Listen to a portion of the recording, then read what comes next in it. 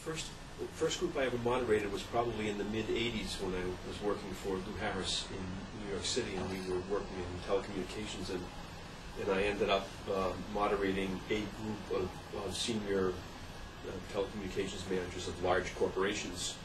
And I don't think I did more than 2 or 3 groups when I was at Harris, but when this company started, part of the whole purpose of, or the mission of this company was to do both quantitative and qualitative work to kind of meet the needs of our clients, whether that was a $500,000 tracking study or a set of focus groups. I found when I started doing focus groups that I really enjoyed it, and I enjoyed it because there's something about the experience of probing discussion that you just don't get from quantitative data. I mean, they serve different purposes, and I found myself becoming more and more interested in both the process of moderating focus groups and in the learning. Well, I think there are 2 things that I like about it. No, there are many more than 2 things, actually. One is I enjoy people, and so there is something about the process of being in a room with 6 to 10 people and just exploring things with them for 2 hours. I think if you don't truly enjoy people, your chances of being a good moderator are significantly reduced. Secondly, there's an intellectual curiosity that I enjoy as part of the process of exploring issues with people, and so I enjoy that as well. And then finally, I think there's the challenge of taking. Granted, it's a kind of a structured discussion typically, almost always. There's still a mass of information, just like a set of tabs in quantitative research. There's this mass of information that you need to boil down to its essence in order to identify the insight that your clients are looking for. And so, for me, I think the third part that I like most is that challenge of trying to identify what the weight of the evidence suggests and where the insights are. One of the things that I've always felt is that even though a day later I can't remember a single face or name in groups that I did the night before, when I finish a group, this is going to sound odd, but when I finish a group, I honestly feel like I've made 8 friends, and I think that having that feeling is a function of enjoyment, in my enjoyment in the process, my enjoyment of the people, and my enjoyment of the exploration of the issues that we need to explore. I think energy matters, and for me, it's not something that I have to manufacture. I move around a lot in a focus group. I can't stand for very long. I can't sit for very long as it is, but I find myself moving around a lot because I think that it's important for a moderator to bring energy to the process. Only because I think it keeps people keeps respondents alive and alert and engaged in the process. And I find that if I'm moving around a lot, I'm able to kind of walk from one side of the room to the other, and I find myself now and then kneeling at one end of the table. I find myself now and then sitting on a credenza, if there's a credenza in the room, only because, and it's unselfconscious, but I think if I were to step back, I think what it does is that it just keeps participants engaged in the process. My favorite exercise, and it's favorite only because we tend to use it a fair amount because we do a fair amount of brand work and positioning work. But I guess my favorite is probably the variety of metaphor exercises where you ask people to think of a brand as an animal and I know that these are kind of tried and true techniques and perhaps not entirely innovative, but I just find that they yield great insight. So that's probably my favorite. But frankly, to to say that I have a favorite is a bit of a stretch, because for me, no matter what the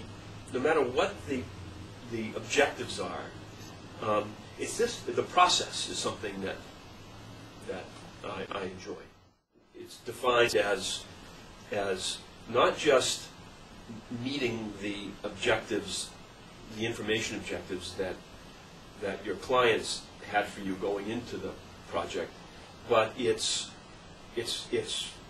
identifying that insight that takes the learning to another level. And it doesn't always happen, but it's one thing to just meet the objectives. But it's another to kind of go beyond expectations and deliver insights that really provide great value for your clients in helping them to do what they do more effectively. They're definitely ideal respondents. I would describe the ideal respondent as someone who is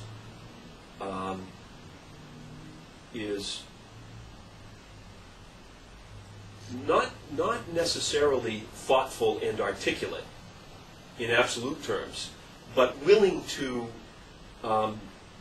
attempt to be thoughtful and articulate. Not in a again, not in a self-conscious way, not in a false way, but it's those respondents who will just open up to you and express their emotions as best they can when the topic calls for an understanding of emotion, and a respondent who is able to articulate either what they think about a given topic, or how they feel emotionally about that topic, or how they have or plan to behave in the future related to that topic. So to me, it's all about a willingness to,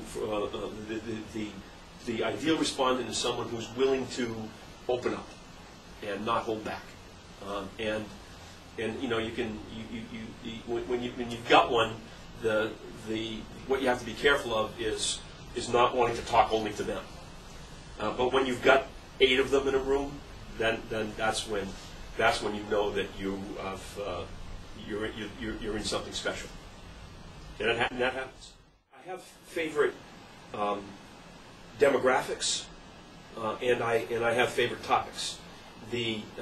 My favorite demographic group to talk to is women, because women are just more willing to open up than men are. Men from boys to older men tend to just be more reluctant to express their emotions, if they have emotions at all. And women are quite the opposite. Women just are willing to open up, and so groups with women are always richer and more enjoyable, because you don't have to work as hard to pull out what you need to pull out. Where I, however, enjoy men is in projects that involve sports, because that's when men are willing to open up and talk about their emotions. In fact, when you ask men to talk about their emotions, or to try to find some way to get them to express their emotion on a topic in a group, if it's not sports related, it is like pulling teeth. It really is. But when it's sports related, it just comes out naturally. You ask them, to express. How do you even ask them the question? How does it make you feel when you're watching a football game or a baseball game, or a soccer match, or a tennis match? What are the feelings? They will just let it. They'll just spew it out. Nervousness, excitement, love, hate, anger, frustration, redemption. All of they will just let it out, and you can't get them to express emotions on almost any other topic. But sports, it just is natural. And then 2 other quick comments on that. One is kids, and especially young kids, 9, 10, 11 years old. They are also incredibly open, and at the same time, the challenge for them is attention span, so that you have to be careful not to feed them any cookies or soda because you'll lose them very, very quickly. But their openness is a pleasure to experience.